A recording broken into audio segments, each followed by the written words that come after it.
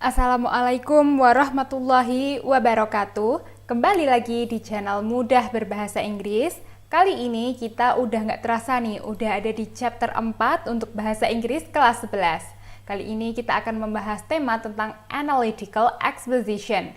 Ini adalah salah satu jenis teks yang scientific atau ilmiah, jadi butuh penalaran lebih nih. Kalian perlu banget untuk menguasai analytical exposition text di semester 1 sekarang, karena nanti di semester 2 ada yang mirip-mirip kayak gini, tapi kalau kalian nggak paham yang ini, nanti di semester 2 agak kesulitan nih. Nah, makanya dipantengin terus ya video kali ini. Yuk kita langsung mulai aja pembahasan tentang analytical exposition text. So, let's define what is an analytical exposition. Jadi, text analytical exposition itu adalah a text that evaluates a topic critically but focuses only on one side of an argument. Ini penting banget ya. Jadi, text analytical exposition itu membahas suatu topik secara kritis atau secara mendalam gitu, tapi kita melihatnya cuman fokus pada satu jenis argumen aja.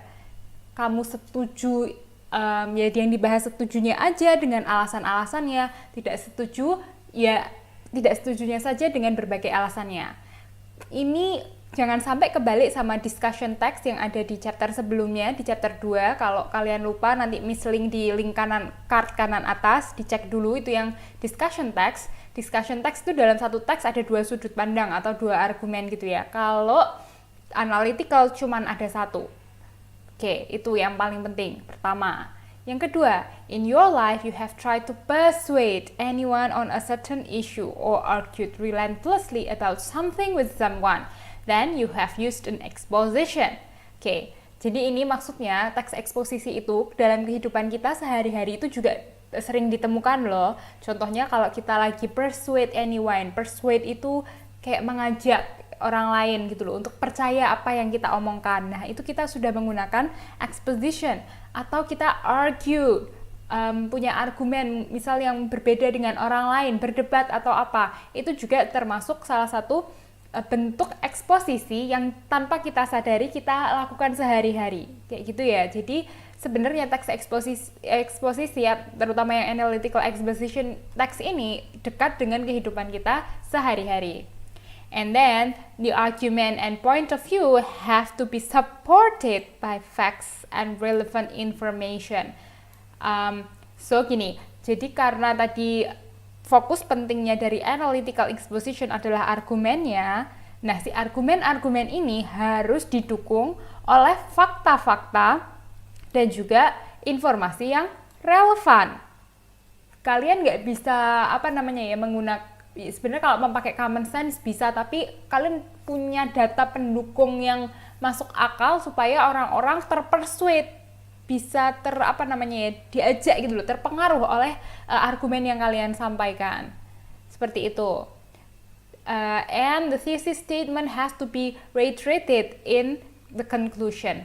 Reiterated ini yang perlu kita highlight ya. Jadi nanti thesis statement itu adalah isu awalnya yang kita bahas, itu di akhir, di bagian conclusion, di bagian kesimpulan harus di reiterated. Reiterated itu apa maksudnya? Dinyatakan kembali. Jadi apa ya istilahnya ya? Kalian nulis kesimpulan tuh berarti kesimpulan di bawahnya itu harus ada tetap hubungannya sama isu atasnya gitu loh, dihubungkan kembali dengan si thesis statement. Thesis statement di sini tuh maksudnya topik awalnya atau isunya yang mau dibahas. Nanti kita akan bahas lebih mendalam di generic structure dari exposition text tentang thesis statement sama reiteration ya. Oke. Next, kita ke purpose atau tujuan dari analytical exposition text. Kenapa perlu ada? Dan kenapa kita perlu belajar tentang analytical exposition? Karena teks ini berguna untuk persuade your audience to look at an issue in your perspective, untuk mengajak orang-orang melihat suatu isu dari sudut pandang kamu. Nah, skill ini penting nggak sih? Oh, penting banget. Coba kalian bayangkan kalau kalian adalah seorang politikus, mau nyalon nih di pemilu. Kalian perlu kan mempengaruhi orang-orang. Nah, ini poin pentingnya adalah kalian kalau bisa mempengaruhi orang-orang, mempersuade orang-orang untuk percaya atau mendukung kebijakan dari sudut pandang kalian, itu kalian lagi melakukan exposition. Nah, makanya kita penting banget mempelajari exposition text ini karena tidak terasa dalam kehidupan sehari-hari kita sering banget menggunakannya.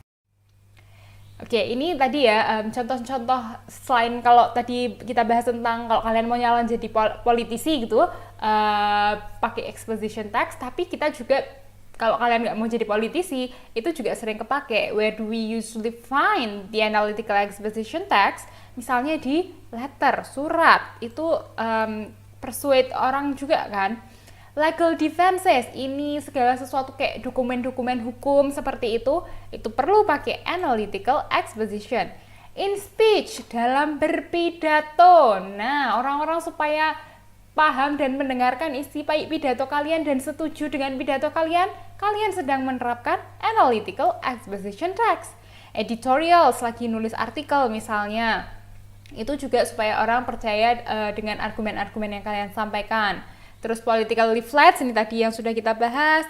In essays, kalau kalian nanti kuliah misalnya ya menulis essay seperti itu jenis teksnya yang dipakai adalah yang analytical exposition, sama di newspaper articles, artikel-artikel yang ada di koran itu juga menggunakan analytical exposition.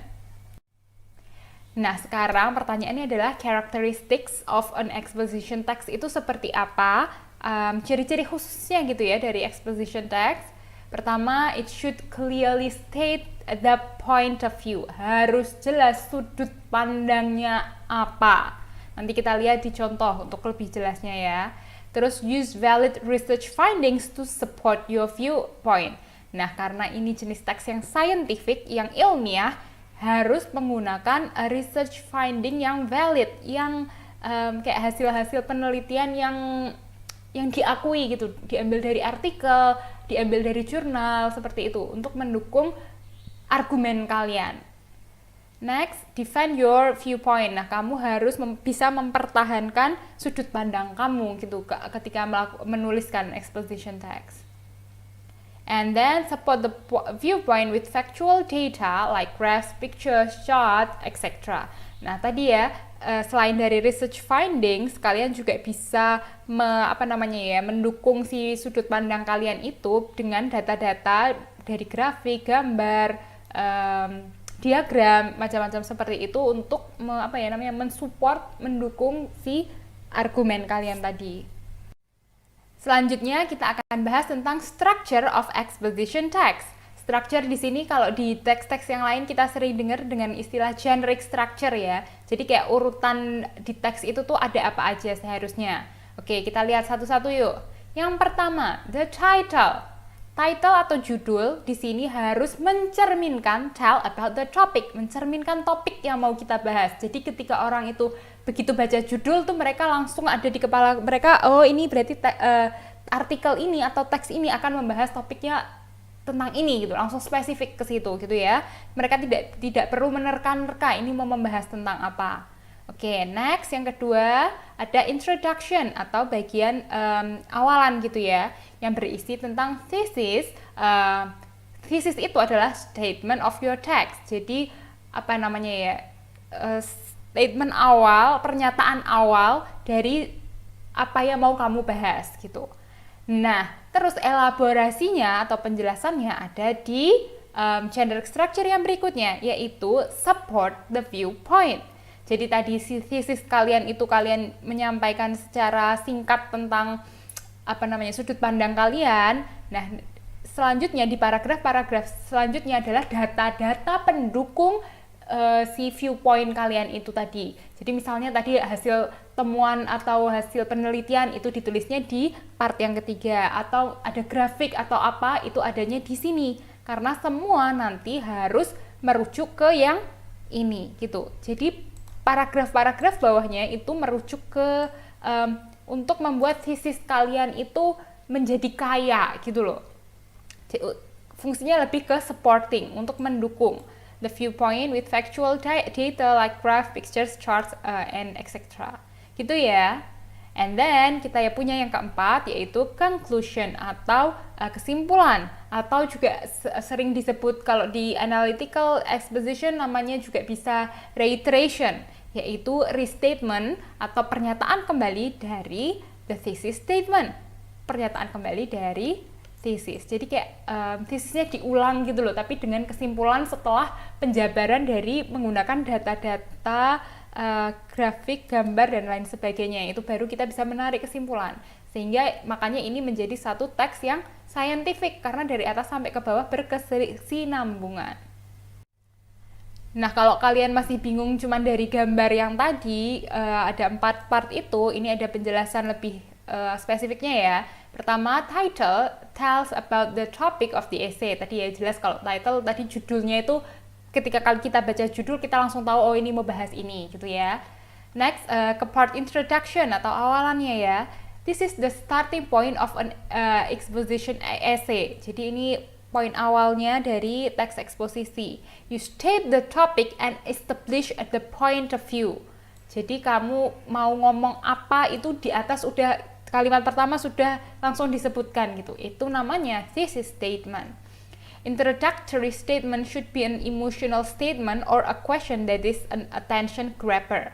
Nah gini, kalau mau membuat suatu teks ilmiah yang orang lain juga tetap mau baca, menarik gitu ya, itu awalannya kita harus bisa attention grabber, catch the reader's attention. Jadi supaya pembaca itu bisa begitu baca kalimat pertama gitu mereka jadi tertarik gitu loh, mau melanjutkan membaca kalimat-kalimat selanjutnya. Nah, sebaiknya biasanya kalau mau membuat awalan tadi yang semenarik itu kita bisa pakai emotional statement atau dengan question atau dengan pertanyaan.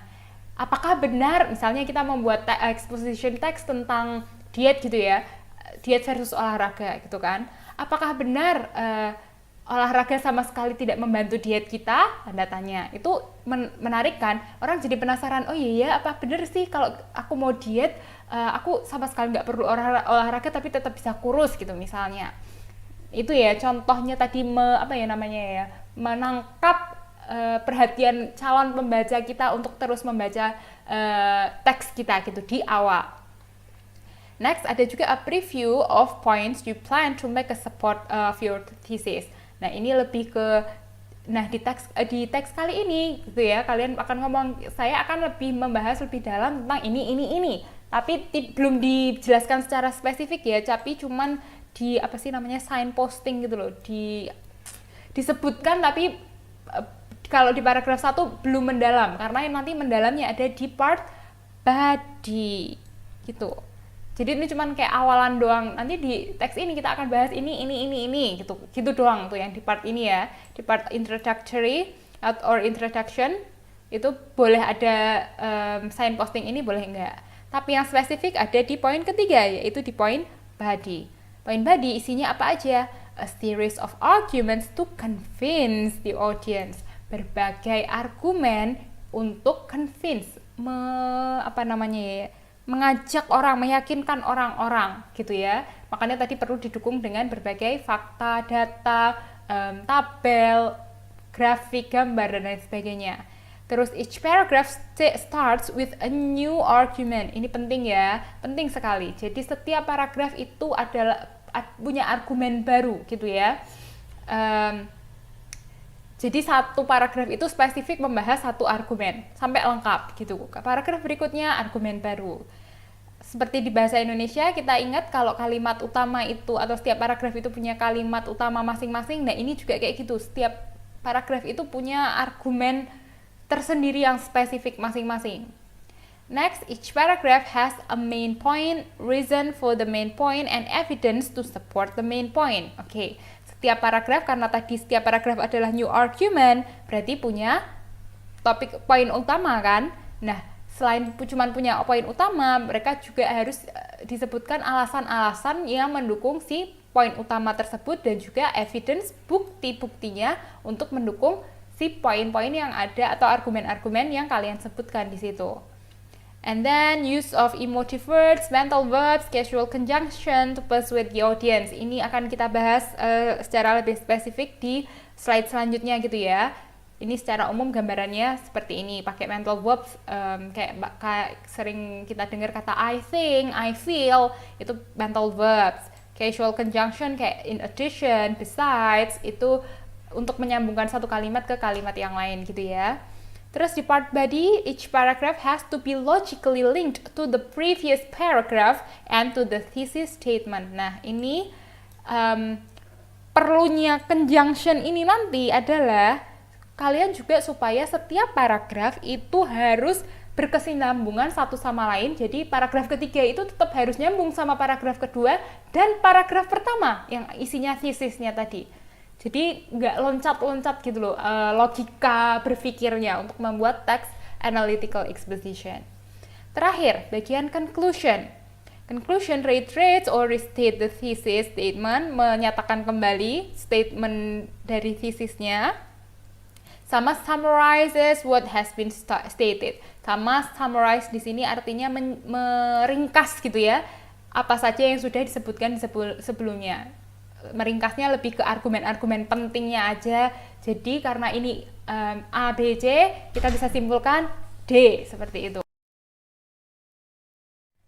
Selanjutnya kita bahas language feature of an exposition text. Language features itu keistimewaan bahasa. Apa yang membuat teks eksposisi ini tuh jadi unik gitu dibanding teks-teks yang lainnya.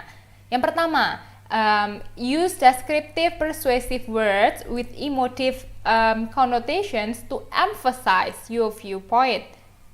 Jadi kita sering menggunakan descriptive persuasive words atau kata-kata yang deskriptif yang menggambarkan gitu loh, menggambarkan sesuatu, tapi si kata-kata ini juga persuasif, tapi appealing istilahnya, persuasif tadi, mengajak gitu, menarik gitu loh, untuk orang-orang, untuk mengemphasize, untuk menekankan your viewpoint, sudut pandang kamu gitu ya.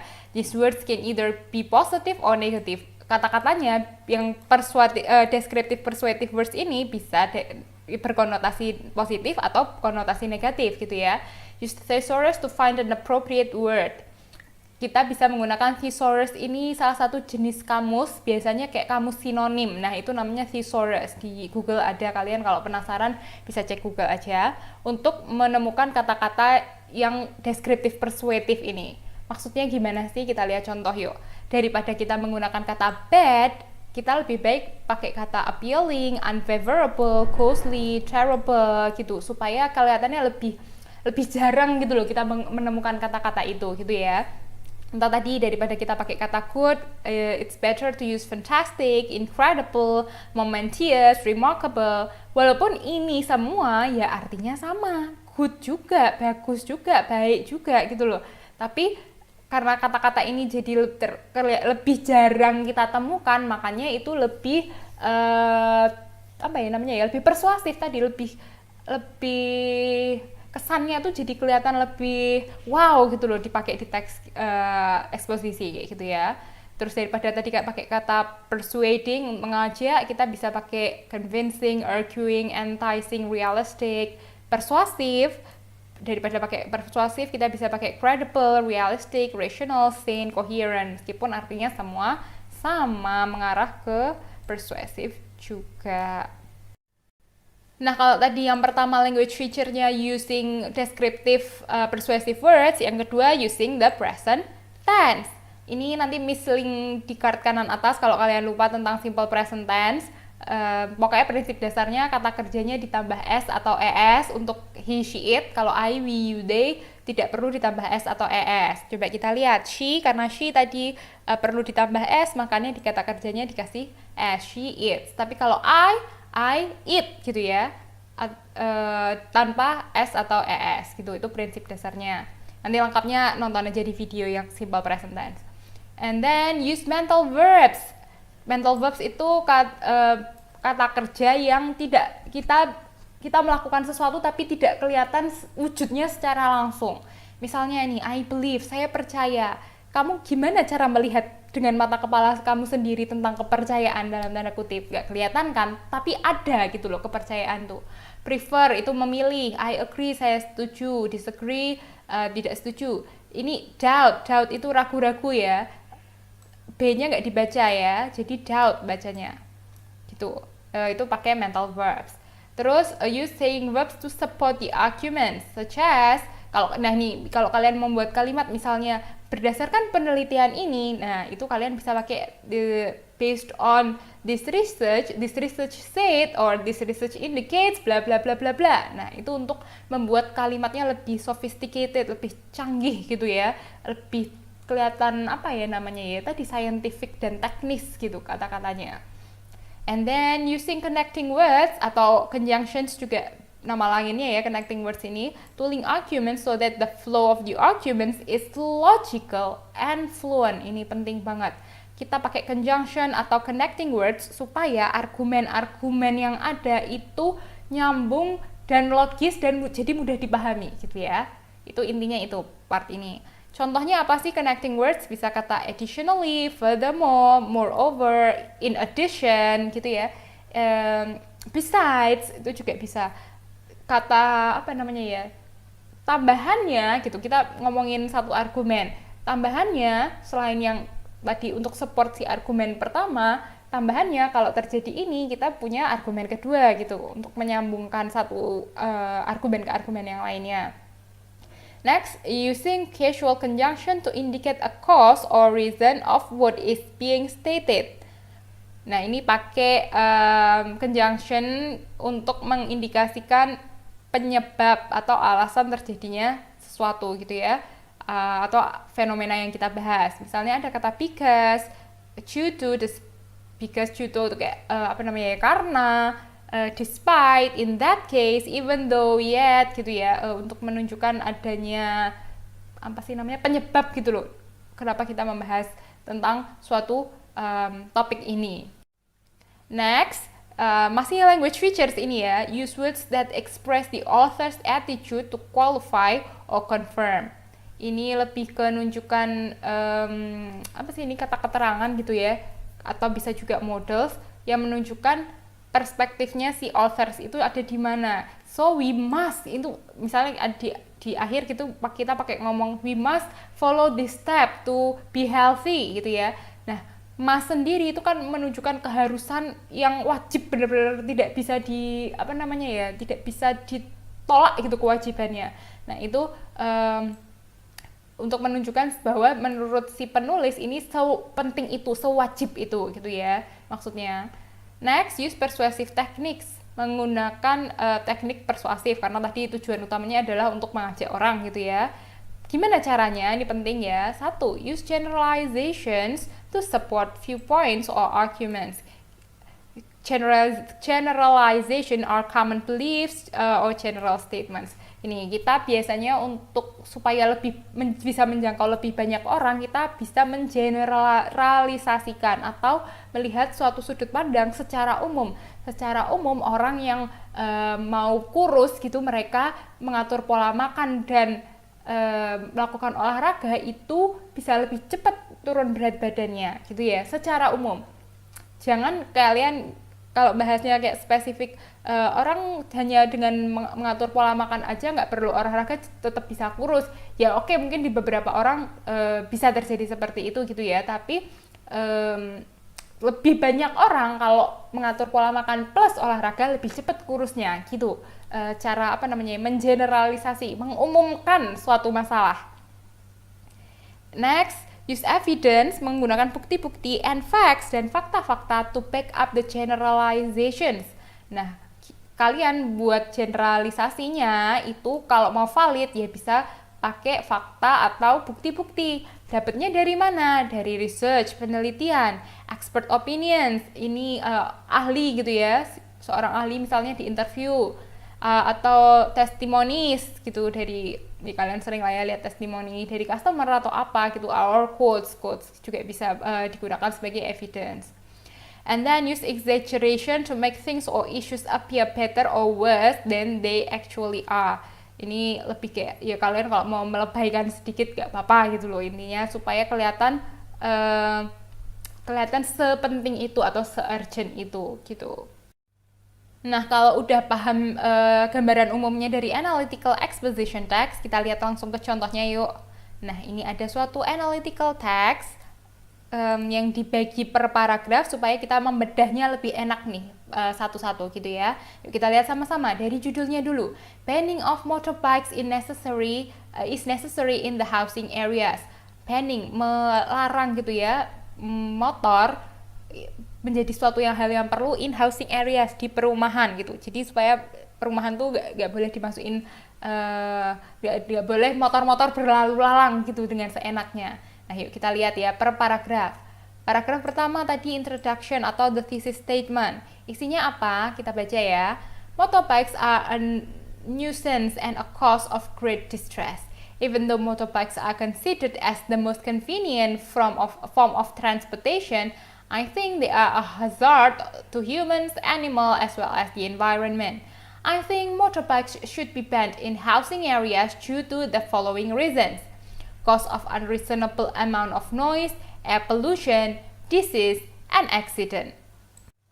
Oke, yuk sama kita artiin sekalian ya. Motorbikes atau motor gitu ya, are a nuisance, adalah gangguan dan suatu gangguan dan juga cause, penyebab, for great distress, stres yang sangat berat gitu ya, salah satu gangguannya. Kenapa? Even though motorbikes are considered as the most convenient form of transportation, meskipun motor itu dianggap jadi salah satu alat transportasi yang paling enak, I think they are a hazard to humans, animals, as well as the environment. Tapi sebenarnya motorbikes itu juga berbahaya buat manusia, hewan, dan juga lingkungan.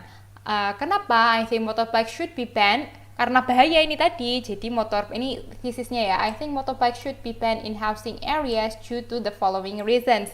Kenapa motorbike jadi karena bahaya tadi itu, makanya perlu di-ban, dilarang gitu di perumahan.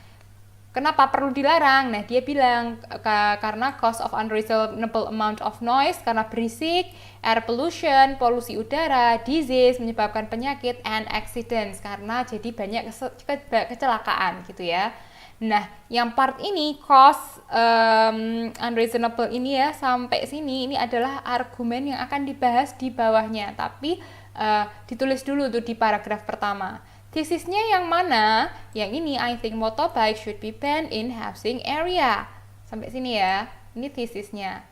Dan tesis ini mencerminkan si judul. Oke, gitu ya cara memahaminya. Oke, sekarang kita lihat language features-nya. Di sini ada kata I think, I believe. Nah, itu adalah termasuk dari mental verbs. Oke, sekarang setelah partisi sudah, kita ke argumen pertama dan juga elaboration, penjabarannya. Kita lihat. First of all, pertama-tama, I would like to point out that motorbike are major contributor to the pollution in the world. Research has shown that motorbikes emit a deadly gas that is dangerous for the environment. Consequently, long-term emission of gas from motorbikes is a major contributor of global warming. Nah, pertama saya mau point out, saya mau melihat pentingnya gitu ya, part pentingnya, ini argumennya maksudnya, kalau motorbikes are major contributor to the pollution in the world. Nah, ini dia mau bahas tentang polusi dulu nih. Motorbikes atau ya sepeda motor ini jadi sumber polusi di dunia.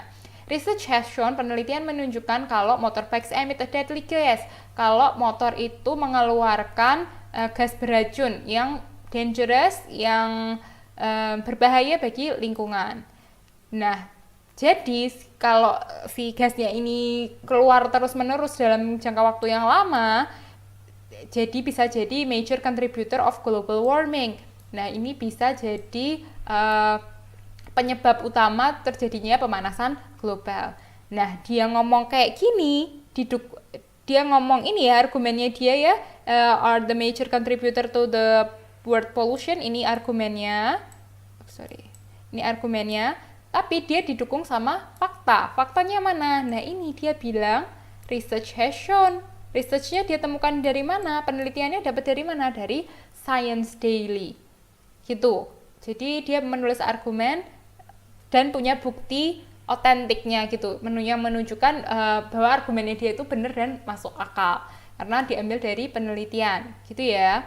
Nah, untuk language features-nya dari paragraf yang ini, itu ada kata first of all, itu pertama-tama. Terus secondly, terus ada kata consequently juga termasuk conjunction atau kata hubung.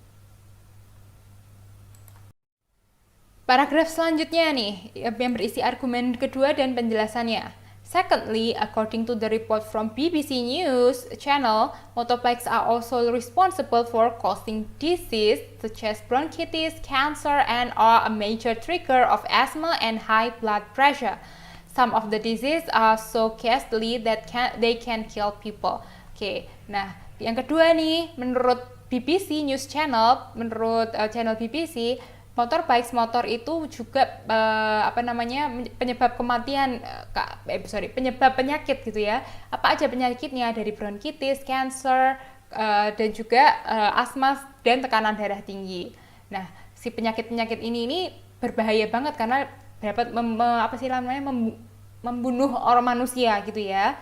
Nah, dia ngasih argumennya sebenarnya mau bahas tentang causing disease.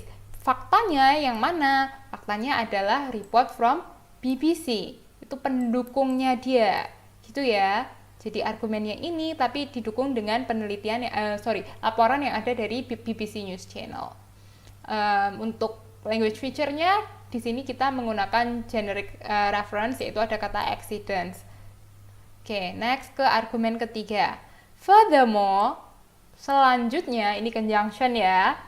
Motorbikes create so much noise. Motorbikes menyebabkan banyak kegaduhan. There is vroom vroom noise everywhere. Itu maksudnya kalau ada motor lewat kan kedengaran kata vroom vroom gitu ya. It's extremely difficult to sleep. Nah, gara-gara suara berisik itu jadi susah tidur. Parents with infants find it extremely challenging. Parents with infants itu maksudnya orang tua yang punya bayi gitu. Jadi dengan kegaduhan ini jadi anaknya jadi susah tidur gitu ya maksudnya. The moment their babies fall asleep, one or other motorbike passes by and the baby wakes up. Nah itu tadi karena berisik, jadi begitu ada motor lewat tuh si anaknya baru mau tidur kebangun lagi gitu. It's also arduous for children to concentrate on their homework. Nah ini juga susah buat anak-anak untuk gara-gara berisiknya ini tadi tuh anak kalau mau ngerjain PR jadi terganggu konsentrasinya gitu ya. Experts are of opinion that if there is extreme noise, it can lead to deafness and lack of concentration in children and adults. Nah ini pendukungnya. Para ahli bilang kalau ada extreme noise, ada keberisikan yang sangat parah nih, itu tuh bisa menyebabkan deafness, ketulian gitu ya, sama lack of concentration, sama penurunan daya konsentrasi pada baik anak-anak and adults dan orang dewasa. Ini diambil dari penelitiannya Field tahun 1993. Nah, argumennya dia apa? Yes, motorbikes create so much noise. Ini argumen. Faktanya apa? Ini kata-kata dari si expert yang jadi pendukung utamanya dia. Kalau ternyata extreme noise leads to deafness sama lack of concentration. Nah, untuk language features-nya ini tadi ya, part expert opinion, terus ada research-nya nih Field tahun 93 itu kan berdasarkan hasil penelitian ya. Gitu. Nah, di paragraf selanjutnya, finally, motorbikes are responsible for horrible accidents. Ini argumennya ya. Motor ini jadi bertanggung jawab terhadap berbagai kecelakaan-kecelakaan yang mengerikan. In some cases there are deaths. Bahkan di banyak kasus itu kecelakaan ini tadi menyebabkan kematian. Itu argumennya horrible accidents ya. Terus dia ngomong nih, motorbikes rider go so fast that they are unable to stop on time, thus they end up hitting other people or animals. Nah, para pengendara motor itu mereka terlalu ngebut sampai nggak bisa ngerem, jadi mereka hitting up other people or animals, sampai dia nabrak orang lain atau hewan gitu ya. Terus ditemukan many time lot of animals are trampled and found dead on the road. Jadi berkali-kali ditemukan bahwa animals, hewan-hewan itu mati terlantar begitu saja di jalanan gitu. Nah ini kalau yang part ini sebenarnya common sense dia gitu, apa namanya ya, cara berpikirnya si penulis gitu ya. Tapi cara berpikir ini didukung sama penelitian. Yang mana? Nah ini di kalimat yang ini. Motorbikes are known to be the biggest killers on the road based on Field 1993 research. Jadi diketahui bahwa motorbikes, motor itu menjadi pembunuh terbesar di jalanan. Nah itu diambil dari penelitiannya Field tahun 1993. Untuk language features-nya di paragraf yang ini menggunakan simple present tense ya. Ada kata are responsible, ada juga kata motorbikes riders. Ini kan jamak ya, ada huruf S-nya, makanya pakai go. Terus juga kata are noun, itu diketahui ini bentuk pasif. Nanti di semester 2 kita belajar tentang pasif ya. Are noun diketahui. Itu language features-nya dari yang paragraf ini. Next, kita ke paragraf terakhir nih, tentang conclusion atau reiteration of the thesis statement, atau penutupnya nih, kesimpulannya nih. Nah, kita lihat yuk. In conclusion, kesimpulannya, from the arguments above, dari berbagai argumen di atas, ingat arguments ada S-nya, argumennya tadi apa aja sih? Tadi menyebabkan banyak kecelakaan, terus berisik, terus polusi gitu ya. Sama menyebabkan berbagai penyakit gitu. Ada 4 argumennya di sini yang dijelaskan di teks ini. Nah, dari 4 argumen yang udah dijelaskan di atas, I strongly believe, saya sangat amat percaya gitu ya. Strongly believe ini di sini menunjukkan posisi si penulis. Saya percaya apa? Percaya tentang tesisnya, tentang motorbike should be banned from housing areas.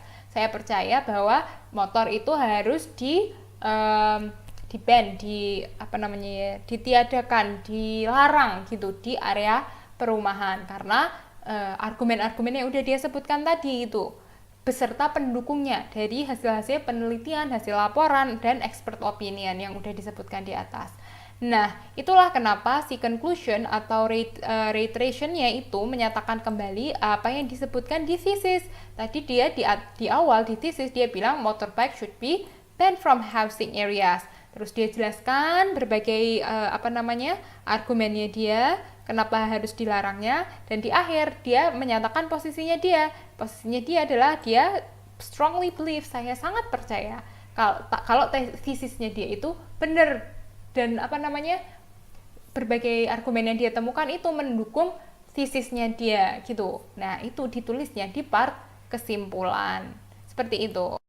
Nah, setelah kita mempelajari karakteristik dari analytical exposition text beserta contohnya, I hope you get a better and clear understanding about this text, karena ini teks ini akan berguna banget buat kalian ke depannya, buat nanti kuliah, mengerjain tugas-tugasnya, atau bahkan dalam dunia kerja gitu ya. Nah, kalau ada pertanyaan, please let me know in the column comment section down below. I'll be very happy to answer your question. And thanks for having me today, and goodbye students. Wassalamualaikum warahmatullahi wabarakatuh.